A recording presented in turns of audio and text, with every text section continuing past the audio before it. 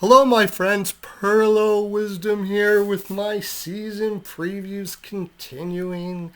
We looked at Detroit. We've looked at Seattle. We looked at San Jose. We looked at Montreal. With the Ice Guys voted the best betting show in North America last year. I did the Colorado Avalanche and the Columbus Blue Jackets. You can go check those out for $10 on their Patreon. You can watch those videos and more and be part of the best betting show in North America for hockey. And although it was voted all sports, we only do hockey on that show. You can get free picks and all kinds of stuff. It's well worth your $10. It's ridiculously well worth it. We make a lot of money on there and have a lot of fun. All right, the Utah Mammoth. Oh, by the way, you will be able to purchase my picks as well when I get the Discord going with RNG Media. And again, that'll be like nominal. It won't cost all that much, but you'll make a lot of money. I made a ton last year, and I made a ton for a lot of people, and I enjoy doing that. So Utah, of course, they picked up Peterka. That was a big deal early in the summer, and they have a pretty good young team. We're going to look at the forwards, all their lines, the defense and everything individually, and then I'll give you my pick on whether Utah is going to make the playoffs next year. A lot of people are very big on Utah this year after that Paterka trade, but let's see what we think. All right, going over to Puckpedia. All right, Puckpedia has Keller, Cooley, and Gunther as the top line for Utah here. I have a feeling this is not going to be the way it is. I think you're going to see Nick Schmaltz play up on the top left, but we'll do it like this for now because I think this line will be put together if they really need some offense, if they're down a goal in late or something like that. Clayton Keller, of course, is a fantastic offensive player. He's got a great shot, good passer, solid player overall. Offensively, fantastic. And he's only 26. He's got still more growth to go. But the biggest part of the growth of his game last year was he became a solid three-zone defensive player. It just clicked in with him last year. He really focused on that part of the game, and he did so very well. Andre Turney, I think, has been really mostly with this Utah team, trying to get players confident in scoring in the NHL. That's common when you have young players with good coaches like Turney. Turney's an excellent coach. Is they generally don't kill them with defensive X and O's and all that kind of stuff like that right away. The NHL, it's hard to score in the NHL. And a lot of the reason why it's hard to score is because of confidence. When it comes to scoring and using skills and talents, confidence is everything. And good coaches, like you saw with St. Louis and Montreal last year, generally don't focus on defense too much. It's something that they kind of integrate into their system as they go. And last year they integrated it more, and Keller bought into it completely and was fantastic. So, great top line winger there for Utah. They have him on the left here, and the reason why I think that Schmaltz might be put up there is because I think he's better on the right. But we'll see if that is the case. Logan Cooley, I can't say it's a slow burn. I mean, if you watch the kid, his talent is just undeniable.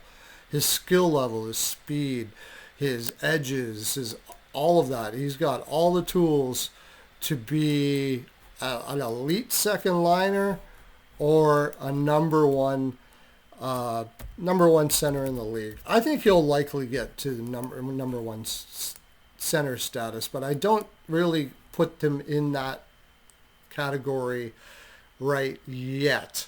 A very good second liner at this age, but he's only 20 years old, and this kid, he's got a wonderful shot.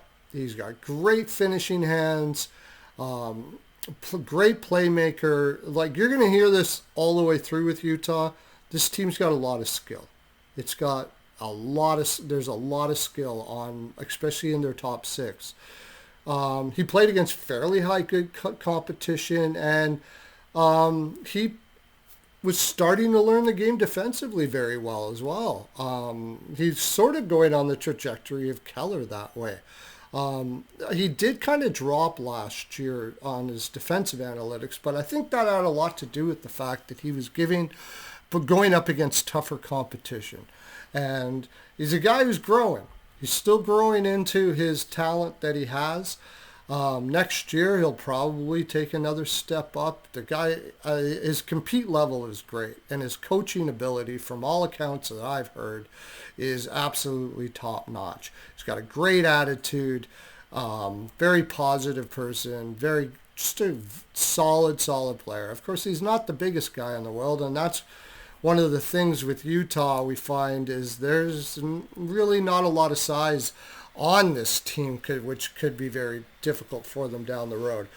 They do have about $6 million in cap space, though, and watch out, they also have a lot of draft picks for next year. So Dylan Guenther, now he is 22 years old, jumped on the scene.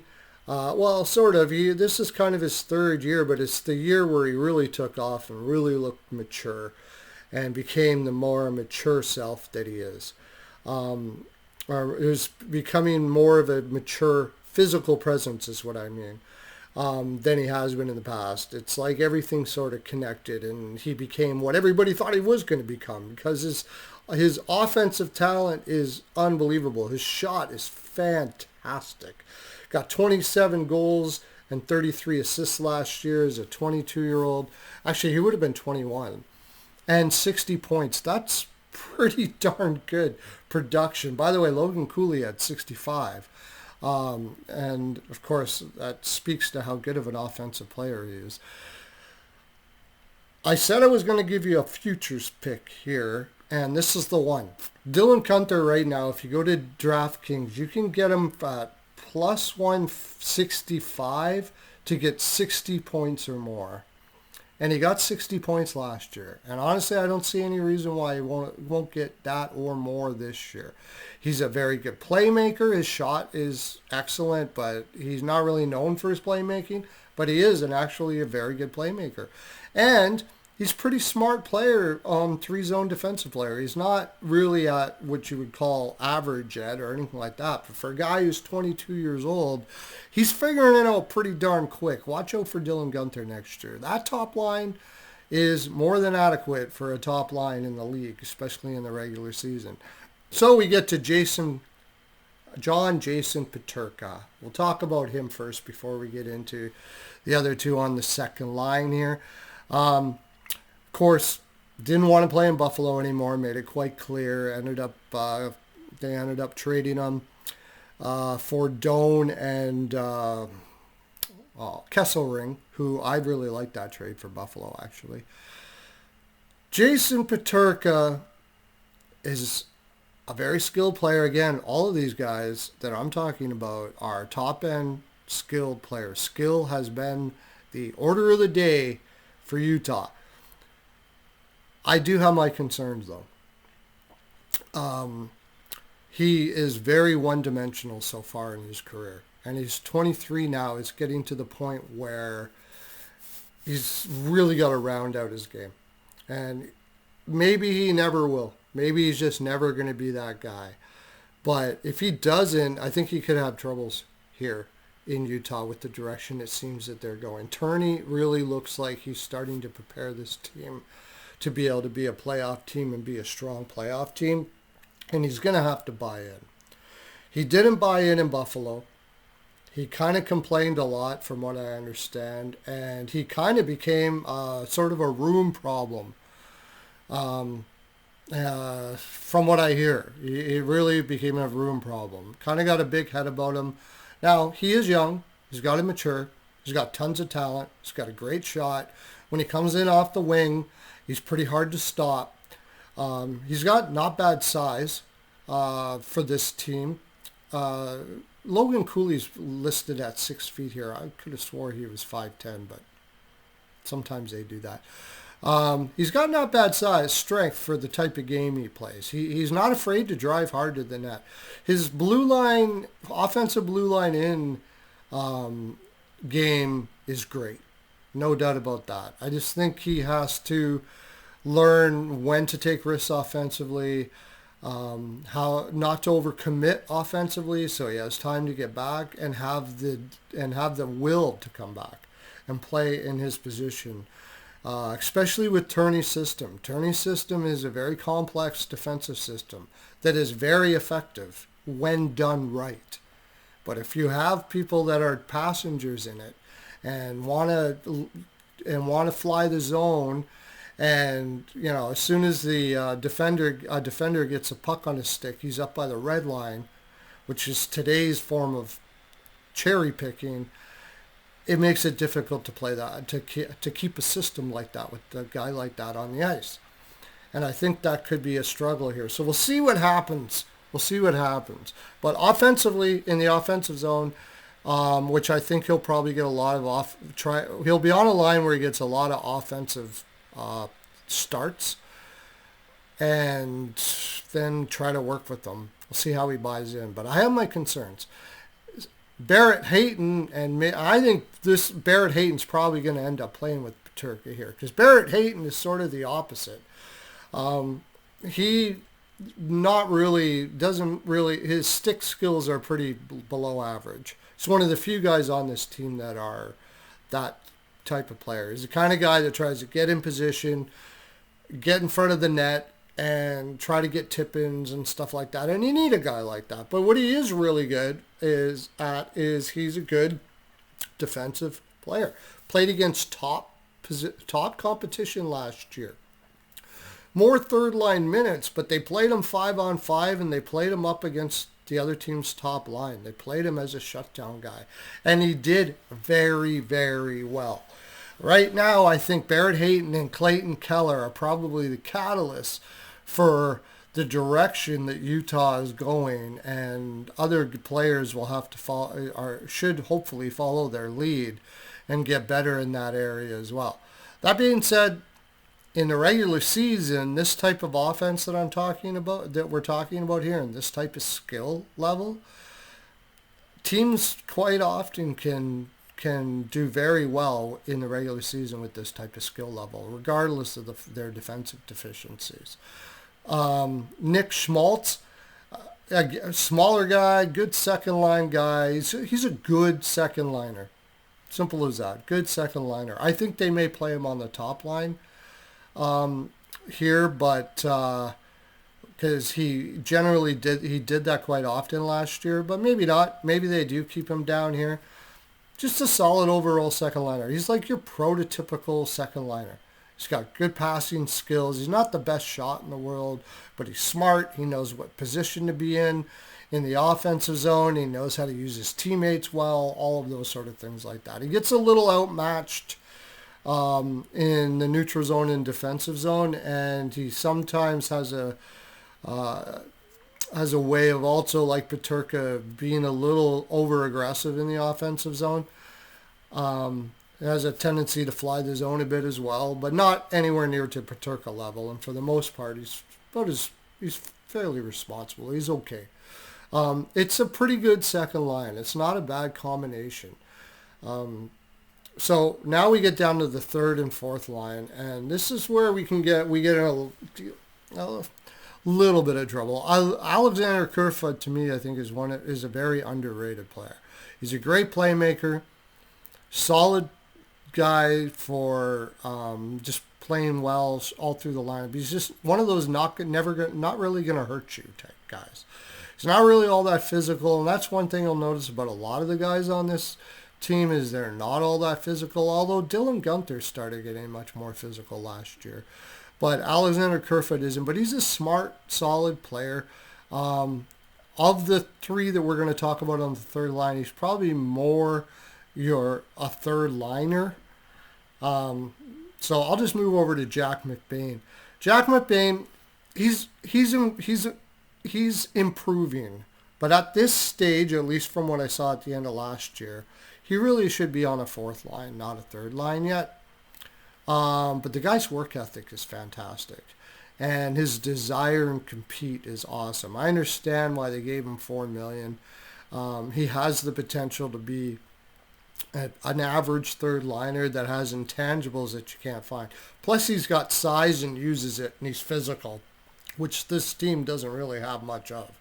So he can kind of protect players a little bit. He can bang. He can bang some bodies down low, cause some chaos. Him and Lawson Krause, sort of, who is the next one we're going to talk about. Again, Lawson Krause is probably a better suited for a fourth line. They have him in the third line. I think that Utah, as you were talking here, it's obvious. I think their depth is lacking, but Lawson Krause and McBain will cause a lot of havoc in the offensive zone. I think they'll get mostly offensive zone starts and just try to hold the puck in the offensive zone as much as they can and bring some pain. With Kerfoot there having some skill, they give him a little bit of room to move around and use some of his skill to score some goals. It's not a spectacular third line. I think it's a big drop off from their first and second lines as far as how good of a third line can be. So, yeah, depth is a little bit of an issue. And it doesn't get better from there.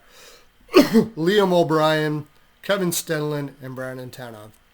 Liam O'Brien is kind of a weak fourth liner, to tell you the honest truth. He doesn't really have all that much skill. He does play responsible defensively. He's smart enough to know what to do in all three zones against lesser competition. Again, McBain, Krause, and Kerfoot also, not Kerfoot, but McBain and Krause, they're better against lesser competition as well. Kevin, that's why I say they're more of a fourth liner.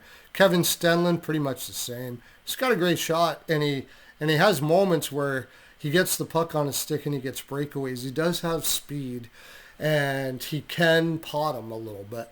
He can bring some offense from that bottom six, but his overall game is lacking though. He's not O'Brien and Stenlund really are not smart players. They just don't have high hockey IQ. They sort of just run around, try to be physical as much as they can, and hope the puck comes to them and score. That's pretty much what that is.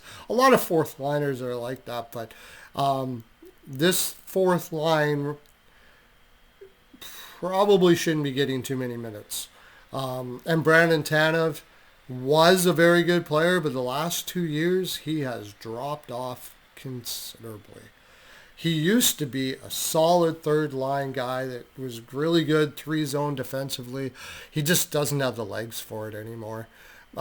He's played hard hockey. He's played a lot of tough hockey, and he wasn't ever all that fast to begin with. He was always smart. He's always been a smart player, and he uses his smarts as much as he can. But unfortunately, even with his smarts now, his speed is just not there. All of these guys, people like because they block a lot of shots. They're willing to put their body, they're willing to sacrifice their body to block shots and all that kind of greasy stuff that everybody loves to see. And they end up having to block a lot of shots because when they're on the ice, the puck is usually in their end and it's usually not on their stick. Blocking shots is not always a good thing. It's better than not blocking the shots, of course. Then you'd be in big trouble if you played like these three and you weren't willing to block shots, because you pretty much wouldn't be in the league. It holds them in the league. It looks really good to the eye test. Fans generally love these guys because they love seeing a guy, block a big slap shot and give their body, and it just, people love to see it. They also hit, Tanev hits, O'Brien hits. They hit when they can. Again, hitting isn't necessarily always the great thing in the world too. What especially with Stenlund and O'Brien, they do is they run around trying to hit guys, putting themselves out of position, and then in doing so, there's a good way to hit and there's not a good way to hit. If you're in the offensive zone and you go and you're the only one forward, and people are going the other way, and you try to run and hit a defenseman, you're just putting yourself completely out of position to go back, and it's not really helping the situation at all. And these are what O'Brien, Stenlin, and now at this point even Tanev are kind of like that. So I'm not a big fan of their fourth line. Going to defense, we have Mikhail Sergachev, above average defenseman. For an offensive defenseman, he's not bad as far as his positioning in all three zones of the ice. He's not bad defensively, actually. He's above average defenseman. Nothing wrong with him. Puts up points, can play on the power play. Well, he's a big boy. He's got a lot of reach, and he's only 27 years old. Coming back from injury last year, he actually didn't look too bad and could be a lot better this year if he's fully. I think I can't remember what the injury was, but I know it's something that usually takes a while to get back to your peak, and maybe we'll see that next year for him. John Marino, I thought, was a sneaky good pickup that they got from New Jersey. He's got a little more offense than people give him credit for. He's actually a pretty solid passer, and it has been his whole career been really good defensively, but last year he dipped a lot. He also was injured, though, and I didn't. The thing about analytics that I use JFresh Analytics, by the way, and I watch a shit ton of hockey. So don't say, oh, analytics, why don't you just watch the game? Analytics has helped me watch the game better. I watch a divorce-worthy amount of hockey too, though. You have to apply it to context. But I think maybe his injury last year when he came back, I just think he struggled. So he might get healthy again, bounce back to the defenseman that we know he can be. More of a second pair defenseman, but I think they got to use him on the top pair here. Unless they use the next guy we're talking about, that being Sean Durzi, who also was injured last year. And that's something you have to remember as well. Utah almost made the playoffs last year, and they really had a lot of defensive injuries. They had a lot of injuries on their defense. So that might bode well for them to be able to make it this year if Sean Durzi can stay healthy, who is underrated defensively. He is very good. Also, great shot. Fantastic shot from the point. Great on the power play. He's a right D, one of the better right Ds in the league that doesn't get much talking about because, of course, well, one thing, he's in Utah, and he's sort of unassuming on the ice. He's biggish at 6'1", 198, but he doesn't play a really big game. But he plays a responsible game, a reliable game, and he's still got room to grow. 27 years old, he's hitting kind of his prime right now, so we could still see a lot better from him. John Marino, by the way, with their forwards size is an issue. The defense is not that bad. They're not huge, but they're solid. Ian Cole. This is a little bit of a concern. He has been excellent his whole career defensively. Defensive defenseman, it just like the prototypical defensive defenseman. He really doesn't bring much offense. He doesn't really have much offense skill. He doesn't really drive a line like Mikhail Sergachev or even John Marino. John Marino drives offense very well. But he plays a solid three-zone defensive game. He seldom is out of position. He seldom overcommits. He pinches at the right time. He does all the things you want from a second pairing defenseman. So it's really good. I think he'll have a bounce back year, even though he is getting up there at 37 years old. So we'll see if injuries continue to be a problem or if he's going to bounce back from that injury this year, as it didn't look too good last year when he came back. Oli Mata, solid pickup as well. They've really brought in some very good defensemen. He's more of a third pair guy, but he played pretty well for a guy up in the lineup last year. He really hit his stride. He had some serious injury problems early in his career, and there was actually talk that he may not make it through, and he may not be able to get back to the way he was before. He doesn't again drive offense. He's another guy who's your prototypical defensive defenseman, but he's extremely good. Actually, you know what? I was wrong. He could play second pairing. He's a very good defensive defenseman. Extremely good, actually. Playing against above average competition. Is a good defensive defenseman. The defense here for Utah, I really like as far as depth is concerned. They don't really have any elite guys, but they don't really have anybody that's going to hurt you either. And they picked up Nate Schmidt, another just solid player who kind of got crapped on a little bit in Winnipeg because he got paid a lot of money. But in all honesty, as a third pair, he gives you everything you need. He replaces Kesserling, which I think is a drop-off a little bit from what Kesserling was. But still, solid. Not going to hurt you. Veteran. Been around for a while. He's got a great attitude from what I understand. It just brings a lot of positive energy to the rink every day. So I think this is a solid defense here as long as they stay healthy. And then you got Karel Vejmelka, above average, number one goaltender. Now, this will be interesting because I always said that Karel Vejmelka was going to hit his peak right around now. I thought from 29 to 34, Karel Vejmelka could end up being much better than people think. So we'll see if I'm right. And the reason why I said that was when he came in the league, he has all his reflexes. He's very quick. He has a fast glove hand. The problem was his positioning, and he kind of was all over the place. He would stop pucks almost like Hasek-like, but nowhere near as good as Hasek. But he's compacted his game now, and he's become a much better goaltender. And I felt that when he came into the league, that with the right goaltending coaches, and you compact him with the reflexes and quickness that he has, that he could be something on the special side. I'm not going to say elite, but on the special side.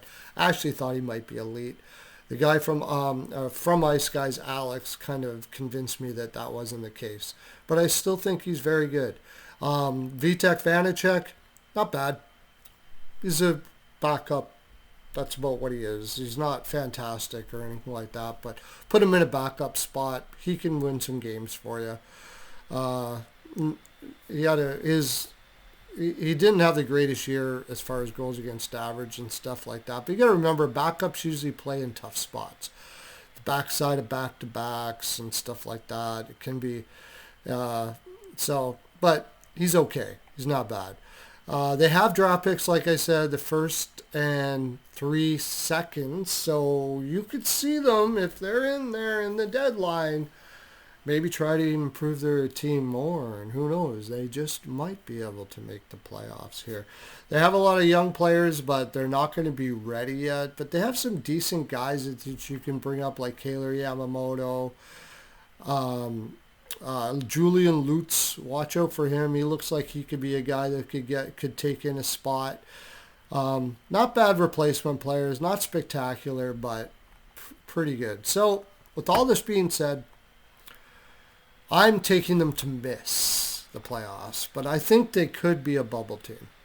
I think they could be right there. I could see it either way. I think 60% miss, 40% make.